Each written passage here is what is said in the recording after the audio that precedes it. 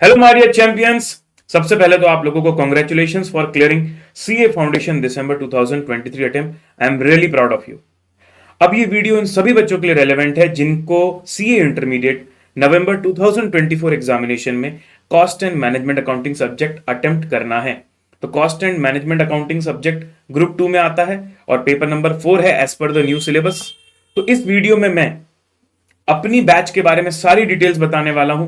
कोई भी कंफ्यूजन आपका बचेगा नहीं, तो प्लीज ध्यान से पूरा वीडियो सुनिएगा, देखिएगा, समझिएगा। और अगर उसके बाद कोई डाउट बचता है तो you can drop your comments. So CA intermediate November 2024, what and how I will teach cost and management accounting in the विश्वास रेगुलर बैच। तो चलिए शुरू करते हैं, लेट्स बिगिन। एजेंडा आप देख सकते हैं, ये चीजें मैं कवर करने वाला हूं, ठीक है। तो इसके अंदर लगभग सभी कुछ आ जाएगा। बैच के ऑप्शंस में बताता हूं, बैच में है क्या, books and notes, how will I teach, doubt solving और टेस्ट कैसे होगा, और क्या एक आइडियल तरीका होना चाहिए to score maximum in costing. और लास्ट में मैंने 10 एफएक्यूज रखे हैं जो मैक्सिमम बच्चे पूछ रहे हैं, फ्रीक्वेंटली आस्क्ड क्वेश्चंस, ठीक है। Let's begin. सबसे पहले अगर मैं आपसे बात करूं सर, तो आप लोगों के पास ना दो ऑप्शन है। कॉस्ट एंड मैनेजमेंट अकाउंटिंग एक ऐसा सब्जेक्ट है जो न्यू सिलेबस के हिसाब से अब आ चुका है, लेकिन इसमें फ्रीक्वेंट चेंजेस नहीं आएंगे, ये लॉ पर डिपेंड नहीं करता है, ठीक है। तो मई 24 का जो बैच हुआ था, जो बैच कंप्लीट हो चुका है, उसकी पूरी की पूरी रिकॉर्डिंग अवेलेबल है। तो एक ऑप्शन ये होता है कि आप प्री रिकॉर्डेड बैच ले लो, और दूसरा ऑप्शन ये होता है कि आप लाइव बैच ले लो। तो सुनिए, ऑप्शन नंबर 1 विश्वास बैच नवंबर 24, जिसकी लाइव क्लासेस स्टार्ट होने वाली है 20 मई से 20 मई। ग्रुप 1 हमारा 15 मई को खत्म होगा, 20 मई से ग्रुप 2 शुरू होगा लाइव, ठीक है। ऑप्शन 2 आपके पास रहेगा विश्वास बैच मई 2024 प्री रिकॉर्डेड, जो कंप्लीट हो चुका है, वो भी न्यू सिलेबस के हिसाब से। तो दोनों का ही सिलेबस न्यू स्कीम वाला है सर। ड्यूरेशन लगभग दोनों में वही होगा, तो पुराने वाले में 175 आवर्स है लगभग, नए वाले में भी हमें उम्मीद है कि उतने में ही हमारा कंप्लीट होगा। टाइमिंग्स एंड डेज की बात करूं अगर मैं, तो हमारा जो लाइव बैच होगा उसमें मैं सुबह 8 बजे से लेके 11:15 बजे तक, तो करीबन 3.25 आवर्स की क्लास है, जिसमें आप ये मान के चलो 15 मिनट हमारा ब्रेक में जाएगा। तो इफेक्टिवली 3 घंटे की क्लास होगी। Monday to Saturday are the days जब मैं लाइव क्लास लेने वाला हूं। अगेन बता दूं, स्टार्ट डेट है 20 मई। लेकिन सर अगर मैं बात करूं कि आप प्री रिकॉर्डेड बैच लेते हो, तो you can watch it at your convenience. क्यों? क्योंकि आपको सारी की सारी वीडियोस एक बार में मिल जाएंगी रिकॉर्डेड। अब आपको जहां से जो चैप्टर जैसे पढ़ना है वैसे, रिकमेंडेड तो यही है कि पहले लेक्चर से ही लाइन से करना है, लेकिन अगर किसी को एक दिन में 2 लेक्चर करना है, आपके पास टाइम है, तो आप वो सेकंड ऑप्शन में जा सकते हो। अब मैं मोड के बारे में बात करता हूं कि किस मोड में पढ़ाई करनी है सर।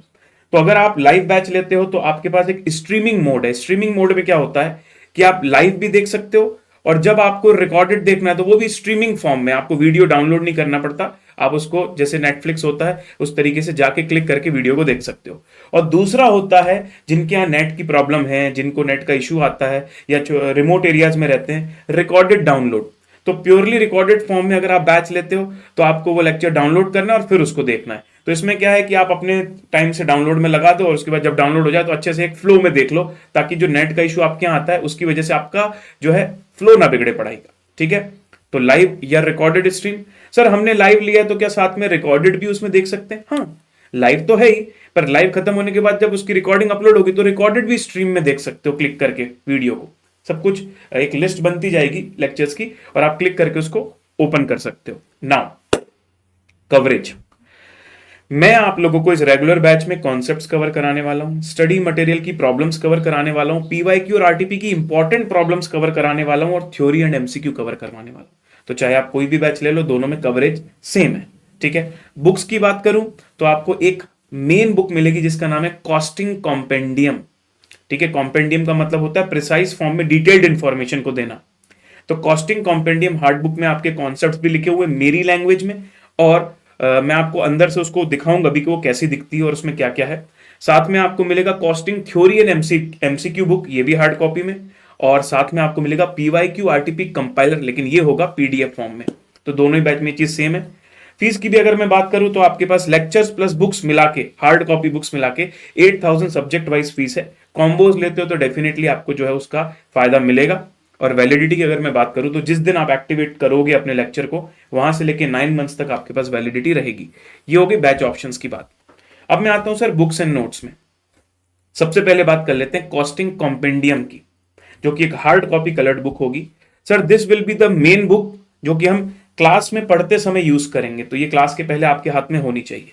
कॉन्सेप्ट्स इसमें मैंने इजी लैंग्वेज में लिखे हुए हैं, कॉन्सेप्ट को मैंने टेबुलर फॉर्मेट में लिख दिया। और कई बार क्या होता है ना, बहुत सारी टिप्स होती हैं, जैसे किसी चीज के दो फॉर्मूले हैं तो कौन सा कब यूज करना है वो शायद स्टडी मैट में नहीं दिया है, तो ऐसी स्पेशल टिप्स भी मैंने वहां टेबुलर फॉर्म में उसको ऐड करते गया हूं। अपनी तरफ से भी मैंने उसको चेंज किया है और आपके एग्जाम पॉइंट ऑफ व्यू से उसको थोड़ा सा मॉडिफाई किया है कंटेंट को। ठीक है, थोड़ी सी लैंग्वेज भी बदली, जहां पर अननेसेसरी एक्सप्लेनेशन दिया उसको in short to the point explanation किया है। उसके बाद आईसीएआई की प्रॉब्लम्स इसमें सारी कवर है, अदर इंपॉर्टेंट प्रॉब्लम्स भी कवर है, लेकिन एक इंपॉर्टेंट बात यह है कि सर ये राइट ऑर्डर में है। क्या होता है, आईसीएआई प्रॉब्लम्स का जो सीक्वेंस होता है सर वो उतना जमता नहीं है, पर हम जिस सीक्वेंस में पढ़ रहे हैं और कहां कौन सा क्वेश्चन कब आना चाहिए वो मैंने उस तरीके से वहां पर सेट किया हुआ है।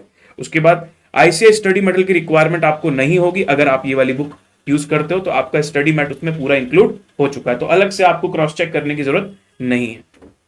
Second, theory and MCQ. आप सबको पता है कि न्यू सिलेबस के हिसाब से कॉस्टिंग में अब एमसीक्यू भी आने लगे हैं। अब एमसीक्यू आने की वजह से थ्योरी का इंपॉर्टेंस बढ़ जाता है। पहले मैं थ्योरी पूरा एक एक वर्ड जो बुक में दिया है पूरा नहीं पढ़ाता था, जितना प्रैक्टिकल के लिए एप्लीकेबल होता था उतना ही कराता था, लेकिन अब न्यू स्कीम की बैचेस में मैं थ्योरी और एमसीक्यू के भी डेडिकेटेड लेक्चर्स लेता हूं और उसकी एक डेडिकेटेड बुक बनाई हुई है। तो ये भी हार्ड कॉपी कलर्ड बुक होगी। इसमें मैंने थ्योरी को टेबुलर और बुलेट फॉर्म्स में लिखा हुआ है, और एमसीक्यू और थ्योरी क्वेश्चंस इंक्लूडिंग पीवाईक्यू कि कौन कौन से पुराने थ्योरी क्वेश्चंस आ चुके हैं वो भी मैंने उसमें इंक्लूड किए हुए हैं। ठीक है, और आपकी तीसरी बुक आती है कॉस्टिंग पीवाईक्यू आरटीपी कंपाइलर, जो कि पीडीएफ फॉर्मेट में होगी, उसको भी मैं दिखाऊंगा भी। तो chapter wise PYQ and RTP analysis sheet रहती है उसके अंदर, chapter wise questions and solutions of PYQs and RTPs रहते हैं, और मई 2018 से लेकर अभी तक का वो पूरा कंपाइलेशन है। तो चलिए मैं आप लोगों को थोड़ी सी झलक दिखा देता हूं इन बुक्स की। तो अगर हम बात करें सर, सबसे पहले मैं बात करता हूं बेटा जी आपके लिए about the book costing compendium. तो जैसे कि एक चैप्टर हमारा है मटेरियल कॉस्टिंग, तो आप कॉस्टिंग कॉम्पेंडियम बुक लोगे ना तो उसके अंदर आपको सबसे पहले एक चैप्टर में पास्ट ट्रेंड दिया होगा कि पिछले मई 18 से लेके अभी तक कितने कितने नंबर के क्वेश्चंस आए हैं, उससे कितना वेटेज का आया हुआ है। फिर आप देखो ये आपका जो प्रैक्टिकल पोर्शन का जो थ्योरी पहले पढ़ना पड़ता है, जो कंटेंट पढ़ना पड़ता है, टेक्स्ट, वो मैंने अपनी इजी लैंग्वेज में दिया है टैब्यूलर फॉर्म में। Can you see the tabular form? और जहां जरूरत होती है वहां पर बुलेट पॉइंट्स। उसके बाद जहां मुझे रिक्वायरमेंट होती है तो अपने तरीके से मैंने एग्जाम्पल जोड़े हैं, जैसे स्टडी मैट में नहीं है ये, लेकिन मैंने अपने तरीके से जोड़ा है। ठीक है, उस तरीके से फिर आप देखोगे जहां चार्ट्स की रिक्वायरमेंट है तो वहां पर चार्ट्स किया है। कलरफुल फॉर्मेट में हमारी पूरी बुक्स है। फॉर्मूले में भी कई बार क्या होता है, स्टडी मैट में कुछ जगह पर प्रॉपर वे में नहीं लिखे होते, तो उसको सुधार करके मैंने यहाँ पर लिखा हुआ है। फिर हमारे पास क्वेश्चन वाइज लाइन से दिए हुए हैं। अब आप देखोगे स्टडी मटेरियल में ये क्वेश्चन 1 क्वेश्चन 2 है, लेकिन मेरे में क्वेश्चन 6 में आ रहा है। तो मैंने बोला था ना राइट ऑर्डर में कि पढ़ने का सही सीक्वेंस क्या होना चाहिए, उस हिसाब से मैंने यहाँ को क्वेश्चंस को अरेंज किया हुआ है। ठीक है सर। उसके बाद जहां जैसा कोई पॉइंट्स की जरूरत है क्वेश्चंस के बीच में तो वो भी मैंने डाला हुआ है, जहां चार्ट्स की जरूरत है तो वो भी डाला हुआ है। ठीक है, जहां डायग्राम्स की जरूरत है तो डायग्राम भी मैंने खुद से बना के, इस तरीके से बना के कि बच्चों को ज्यादा बेटर वे में समझ में आए, वो भी डाला हुआ है। वो भी मैं आपको दिखाता हूं। ये देखिए, जैसे ये डायग्राम मैंने खुद अपने हाथों से बनाया हुआ है। ठीक है, ये फ्लो चार्ट भी मैंने बनाया हुआ है। तो इस तरीके की चीजें आपके पास बुक में रहने वाली है। Cool sir. दूसरी बात, ये तो हो गया आपका किसका, ये तो हो गया कॉम्पेंडियम का। तो कॉम्पेंडियम इस तरीके से सारे चैप्टर डिटेल में रहेंगे, जिसमें स्टडी मैट भी आ गई, कॉन्सेप्ट्स भी आ गए, टेबुलर फॉर्म में चार्ट्स वार्ट्स भी आ गए। फिर आता है सर तुम्हारा कॉस्टिंग थ्योरी। तो अब मैं तुम लोगों को थ्योरी बुक दिखाता हूं। ये देखो कॉस्टिंग थ्योरी एमसीक्यू बुक, जैसे कि हमारा चैप्टर 3 है एम्प्लॉय एंड डायरेक्ट एक्सपेंस, तो ये उसकी पूरी की पूरी थ्योरी है, आप देख सकते हो। ये भी टेबुलर फॉर्म में, कलरफुल फॉर्म में मैंने डाली हुई है। और अब मैं आपको बताता हूं एक इंपॉर्टेंट चीज। थ्योरी जैसे ही आपकी कंप्लीट होगी, अच्छा इसमें स्टडी मैट की पूरी थ्योरी आ गई, जितना स्टडी मैट में दिया हुआ है, जिससे थ्योरी क्वेश्चंस भी बन सकते हैं, वो सब कुछ आ गया इसके अंदर। उसके बाद जैसे थ्योरी खत्म होती है फिर आते हैं एमसीक्यूज। अब एमसीक्यूज में स्टडी मैट के भी एमसीक्यूज हैं और दूसरे सोर्सेज से भी एमसीक्यू लिए गए हैं, जैसे कुछ अदर बुक्स से, या फिर सीएमए जानते हो ना आप लोग, cost and management accounting institute, तो सीएमए के स्टडी मटेरियल से भी यहाँ पर एमसीक्यूज लिए गए हैं।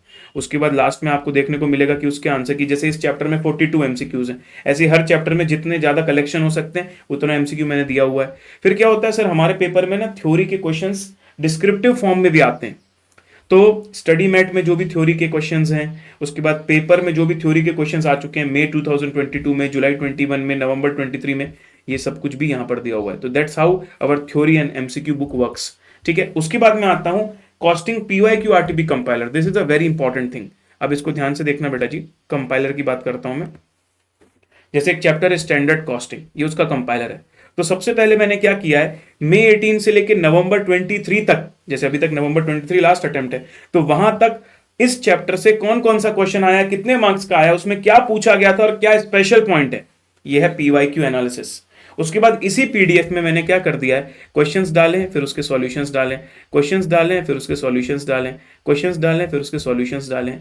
तो थोड़ा सा बल्कि हो जाता है ये वाला बुक, और वैसे भी इसको प्रिंटेबल फॉर्म में होने की जरूरत नहीं है। मैं आपको बताऊंगा जब बैच की स्ट्रेटजी, तो आप समझ जाओगे कि क्यों इसकी प्रिंट करवाने की कोई आवश्यकता है ही नहीं, अननेसेसरी आपको बल्क करने की जरूरत नहीं है। इसका पीडीएफ फॉर्मेट ओपन फॉर्म में दूंगा, इसलिए आपको और किसी चीज की जरूरत इसमें पड़ने वाली नहीं है। तो ये हो गया सर हमारा पीवाईक्यू आरटीपी। अच्छा, इसमें जैसे पीवाईक्यू मैंने किया ना, उसी तरीके से मैं आपको बता देता हूं, मैंने आरटीपी का भी पूरा एनालिसिस किया। ये देखो, मई 18 से लेके अभी तक जितनी भी आरटीपीज आई हैं उसमें क्या क्या क्वेश्चन आए हैं, कौन कौन से question similar to study material है, कौन से क्वेश्चन नए हैं, तो नए क्वेश्चन में क्या स्पेशल पॉइंट है, क्या एडजस्टमेंट नया दिया हुआ है, ये सब कुछ यहां पर है आपकी पीवाईक्यू आरटीपी पीडीएफ में।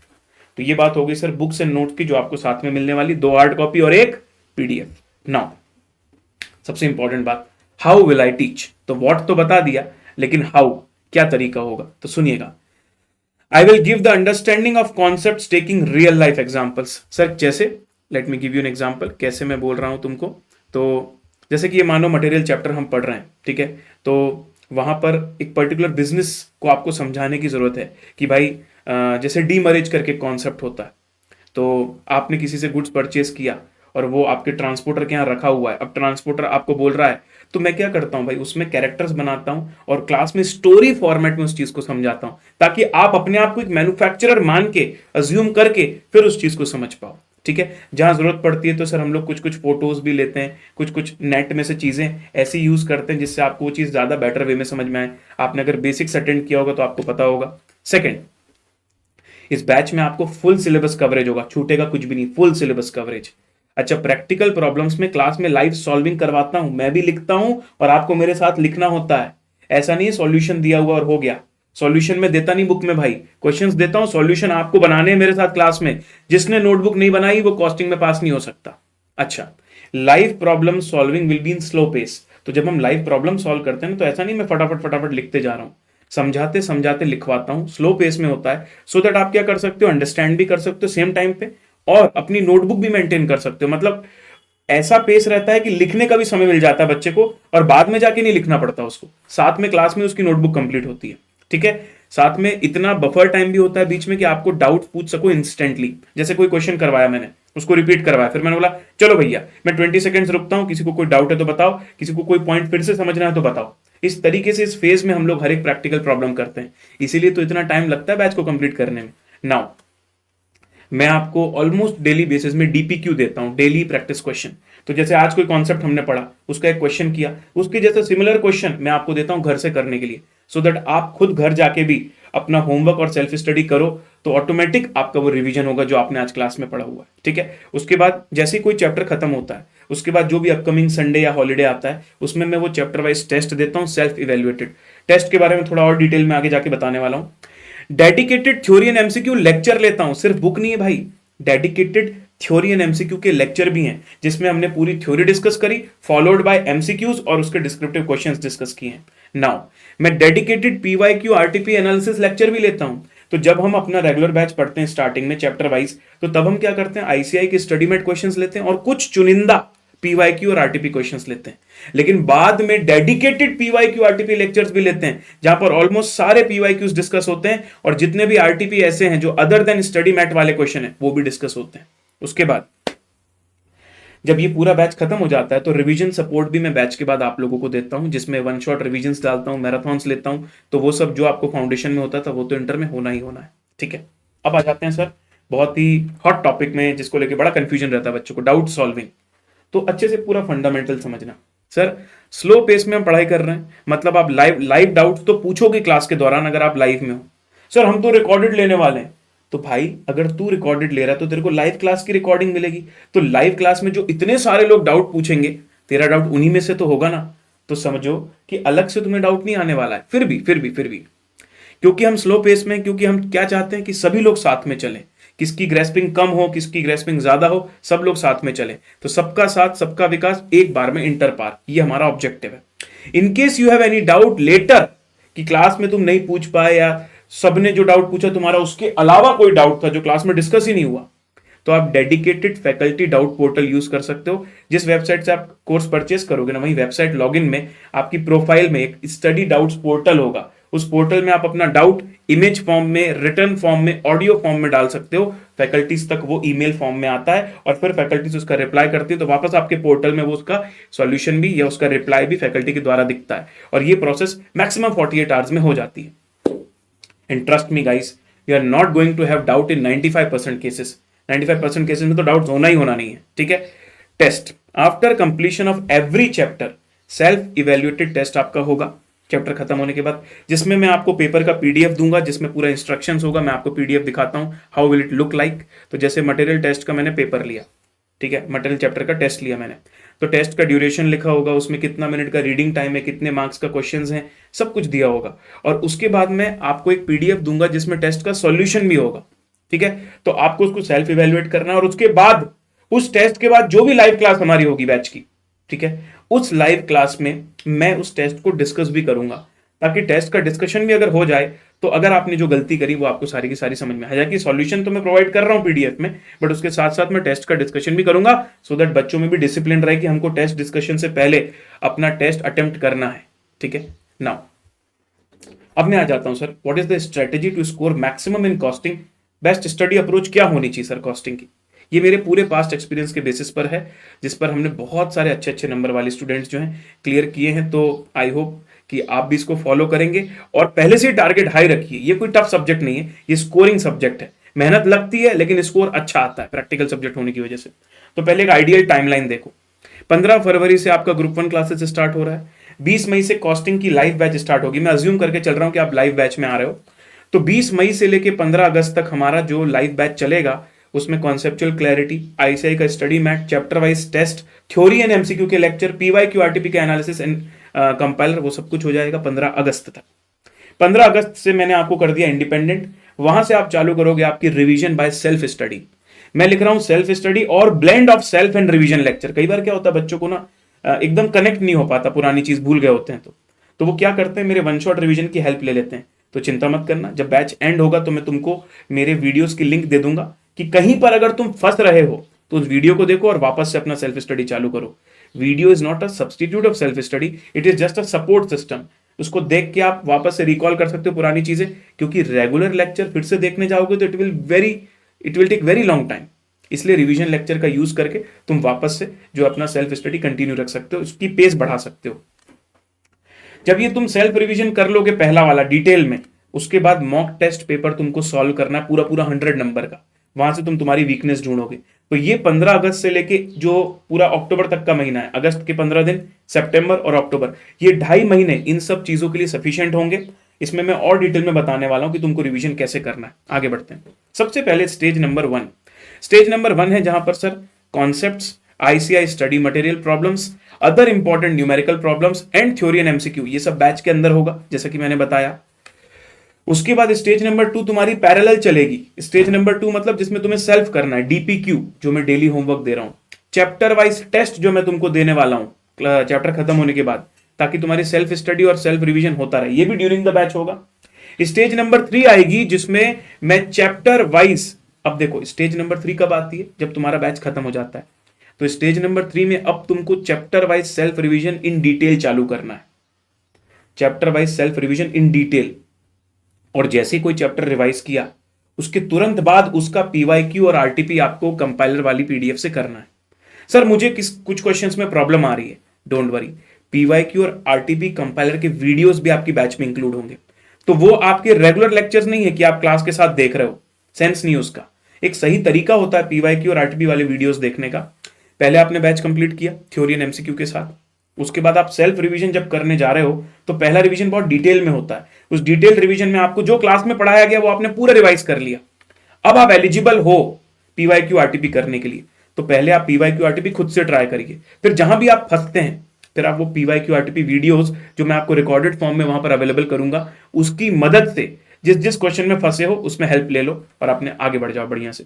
ये सही तरीका होता है पीवाईक्यू आरटीपी करने का, ना कि पीवाईक्यू आरटीपी की को भी एक रेगुलर लेक्चर की तरह बैच में किए जा रहे हैं। अरे खुद से भी तो अंडरस्टैंडिंग ग्रिप लानी पड़ेगी ना, हर चीज वीडियो से देखोगे तो काम नहीं चलेगा।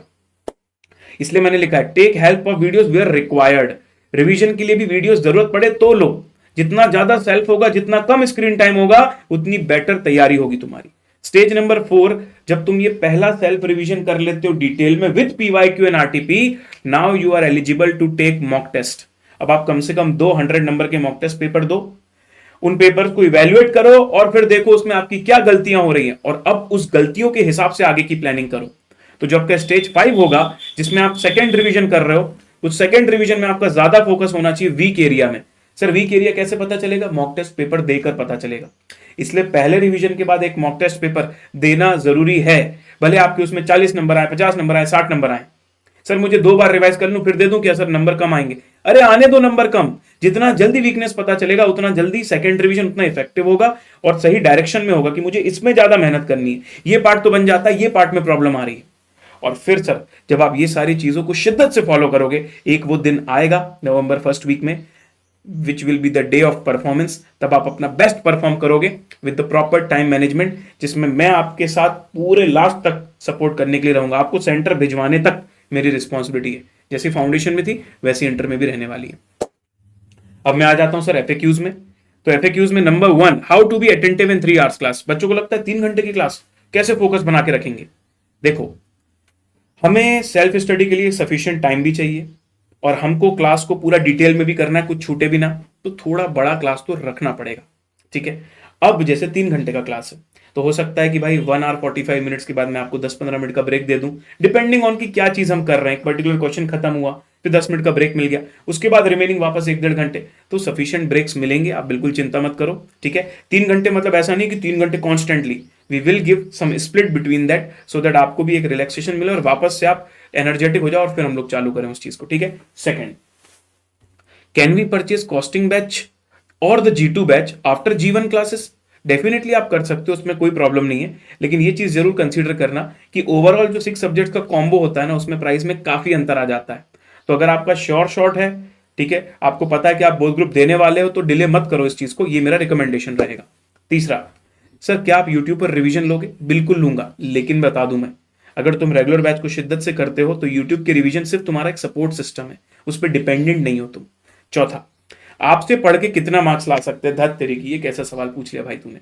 देखो यार, मेरे से पढ़ के 90 प्लस भी आते हैं और मेरे से पढ़ के 40 भी आते हैं, 50 भी आते हैं। कहने का मतलब मैं तो सबको सेम पढ़ाता हूं, आप कितनी मेहनत करते हो उस पर डिपेंड करता है कि आपके कितने मार्क्स आने वाले। मैं मेरी तरफ से पूरी मेहनत करूंगा कि आपके 100 आए, ठीक है, फिर उसके बाद आपके ऊपर होता है, ठीक है। चलो, can we start costing with G1?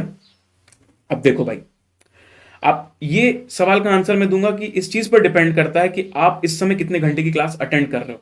अगर आपकी G1 की क्लास में ऑलरेडी आपके 8 आवर्स जा रहे हैं तो you don't have time to do costing. लेकिन अगर आप G1 की क्लास कर रहे हो जिसमें शायद लिमिटेड सब्जेक्ट्स कर रहे हो या छोटी क्लासेस हैं और आपको लगता है कि आपके पास टाइम बच रहा है, तो आप कर सकते हो कॉस्टिंग, बशर्ते कि total hours in a day for classes should not exceed 9 our.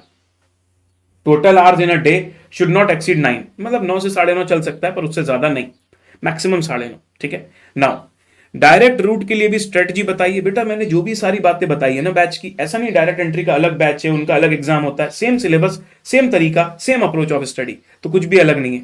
लेकिन डायरेक्ट एंट्री में रजिस्टर कैसे करते हैं, कौन सा अटेम्प्ट पहला आता है, ये सब आप सेपरेट वीडियोस में देखिएगा, वो इस वीडियो में मैं कवर नहीं कर सकता। सर G2 का बैच स्टार्ट होते टाइम डिस्काउंट आएगा? आई डोंट नो भाई, वो डिपेंड करेगा, अभी कुछ कह नहीं सकते। हो सकता है कि अभी जो प्राइजेस हैं वो आज से 3 महीने बाद चेंज भी हो जाए, बढ़ भी जाए, तो अभी जो है तुम्हारे सामने उसके हिसाब से डिसीजन लो। पॉइंट नंबर 8, रेगुलर कॉलेज वालों को कैसे क्लास करनी चाहिए। देखो, अगर आप रेगुलर कॉलेज वाले हो, मैंने एक सेपरेट वीडियो बनाया हुआ है, how to plan both groups. अगर आपको लगता है कि बोथ ग्रुप्स की प्लानिंग के हिसाब से जो जो रिक्वायरमेंट है मैंने वहां बताई है, अगर वो आप फुलफिल कर सकते हो with regular class, regular college, तो फिर आप बोथ ग्रुप करो, वरना आप सिंगल ग्रुप भी कर सकते हो, ग्रुप वाइज भी जा सकते हो। सर फ्रीज और अनफ्रीज कैसे काम करता है? अगर आपने डाउनलोडेड मोड में लेक्चर लिया, प्योरली रिकॉर्डेड फॉर्म में, ठीक है, तो उसमें क्या होता है sir, in that form freeze और अनफ्रीज आप खुद ही कर सकते हो। बस फ्रीज किया तो आपकी वैलिडिटी आगे बढ़ना बंद हो जाएगी। जैसे 9 मंथ्स की वैलिडिटी है, आपने 3 महीने पढ़ के फ्रीज कर दिया तो 6 महीने की बची रहेगी। लेकिन अगर आप लाइव लेक्चर या स्ट्रीम फॉर्म में ले रहे हो तो आपको टीम को रिक्वेस्ट करके अपनी वैलिडिटी चाहो तो फ्रीज करवा सकते हो। जब वैलिडिटी फ्रीज होती है ना, तब आप लेक्चर नहीं देख सकते, इस बात को ध्यान रखना। तो कभी किसी के साथ कुछ इमरजेंसी आती है, उसको लगता है कि नहीं मेरे को बाद वाला टाइम देना, अभी वाला नहीं देना, तो ये फ्रीज का ऑप्शन आप यूज कर सकते हो। सर रिकॉर्डेड और लाइव विच इज बेटर? मैंने ना नवंबर 23 का रिजल्ट आने के बाद 10 लोगों से बात करी थी फोन में, उनका एक्सपीरियंस पूछने के लिए कि मेरा कॉस्टिंग का बैच का एक्सपीरियंस कैसा रहा। उसमें से वो 10 लोग सारे के सारे ऐसे थे जिनका 80+ आया था कॉस्टिंग में, है ना। ऐसे 10 लोगों से मैंने बात करी थी। उसमें से करीबन 6 लोग ऐसे थे सर, 6 लोग ऐसे थे जो लाइव अटेंड किए थे, और 4 लोग ऐसे थे जो पूरा रिकॉर्डेड अटेंड किए थे। लेकिन जिन्होंने रिकॉर्डेड अटेंड किया था ना, उनका भी एक चीज कॉमन था कि वो एक डिसिप्लिन से रिकॉर्डिंग करते थे। वो रिकॉर्डिंग इसलिए अटेंड करते थे कि शायद उनका क्लास टाइम मैच नहीं करता था, ठीक है। कुछ लोग इसलिए रिकॉर्डेड करते थे क्योंकि कुछ लोगों को ना थोड़ा ज्यादा स्पीड में देखना होता था, 1.2 1.5x में, तो वो ऑप्शन भी अपने लेक्चर्स में है। कुछ लोगों की ग्रेस्पिंग तेज होती है, तो वैसे बच्चे अगर चाहें तो रिकॉर्डेड भी कर सकते हैं।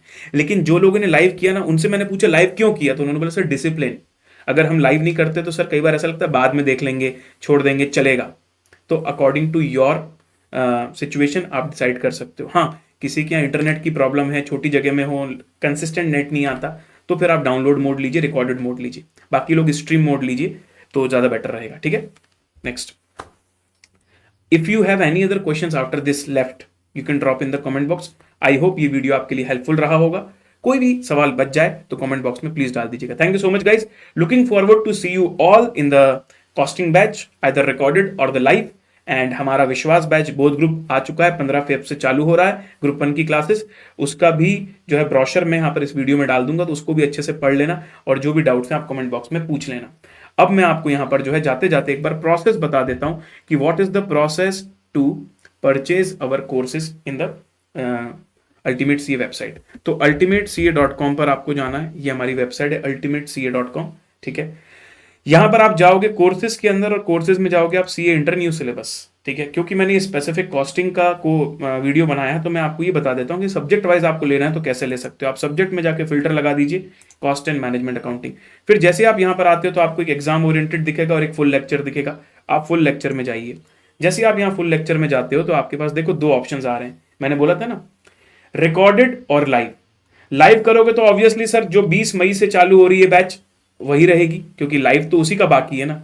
लेकिन अगर आप रिकॉर्डेड सिलेक्ट करते हो तो रिकॉर्डेड में फिर आपके पास ना व्यूज सिलेक्ट किया आपने 9 months with books, definitely with books होगा। उसके बाद आप बैच चूज कर सकते हो, new batch starting in May 24 या फिर प्री रिकॉर्डेड लेक्चर्स। तो ये दोनों में से जो चूज करना है आपको, मैंने दोनों का बता दिया आपको पूरे लेक्चर एक बार में चाहिए तो प्री रिकॉर्डेड वाला करो। अगर आपको नया बैच वाला चाहिए, आप मई में पढ़ने वाले हो, तो फिर आप ये न्यू रिकॉर्डिंग भी कर सकते हो, न्यू बैच स्टार्टिंग भी। 8000 आपका यहाँ पर प्राइस आ जाएगा। फिर आप ऐड टू कार्ट में जाइए, ठीक है। और ऐड टू कार्ट में जाने के बाद जो भी एप्लीकेबल कूपन कोड होगा वो आप लगा सकते हैं। जैसे अभी 14 फेब तक आपके पास अल्टीमेट कोड यूज करने पर आपको सीधे सीधे 5% ऑफ मिल रहा है, तो अभी आप वो लगा सकते हो। ये कूपन अप्लाइड हुआ, ठीक है। ये देखो 400 रुपीज डायरेक्ट ऑफ हो गए, तो 7600 का प्राइस आ रहा है। आप चाहो तो और प्रोडक्ट्स भी ऐड कर सकते हो। अगर आप एक से ज्यादा प्रोडक्ट लेते हो तो एडिशनल 5% डिस्काउंट और मिलता है। जैसे आपने जाके यहाँ पर FM और जोड़ दिया, FMSM या लॉ और जोड़ दिया, या ऑडिट और ले लिया, तो 2 प्रोडक्ट हो गए ना अगर कार्ट में, तो ये 5% तो है अल्टीमेट वाला, और 5% तो नॉर्मल हमेशा ही मिलता है कार्ट डिस्काउंट, ठीक है। और उसके बाद जब आप चेकआउट करते हो तो चेकआउट में आपको, अगर आप एग्जिस्टिंग यूजर हो तो लॉग इन कर लो, अगर आप न्यू यूजर हो तो रजिस्टर कर लो, OTP आएगा और उसके बाद आप पेमेंट कर सकते हो, ठीक है। तो that is all the process. बाकी जो भी टेक्निकल डिटेल्स है, कौन सा आपका डिवाइस नहीं चलता, बहुत रेयरली कुछ एक आधा डिवाइस है जो नहीं चलते, और डेस्कटॉप नहीं चलता और एप्पल डिवाइस नहीं चलते, तो ये सारी टेक्निकल डिटेल्स, कितने दिन में, कितनी देर में रिकॉर्डिंग अपलोड होती है, कब तक बुक डिस्पैच होती है, ये सब कुछ FAQ में दिया हुआ है। तो FAQ नहीं बोलूंगा मैं, ब्रोशर में दिया हुआ, उसमें लास्ट में FAQ है। तो ब्रोशर की लिंक मैं यहाँ पर डाल रहा हूँ, उस ब्रोशर को अच्छे से पढ़ना, उसके बाद डाउट पूछना। नहीं तो बच्चे क्या होता है, वीडियो देखते हैं, मेरी बात पूरी नहीं सुनते और सीधे डाउट पूछ लेते हैं। तो ब्रोशर पढ़ लो, उसके बाद भी अगर डाउट बच जाए तो you can ask in the comment box. Okay, thank you so much guys, bye bye, take care, see you all. बहुत ही जल्द मिलेंगे पैचेस में, and all the very best for your C intermediate journey.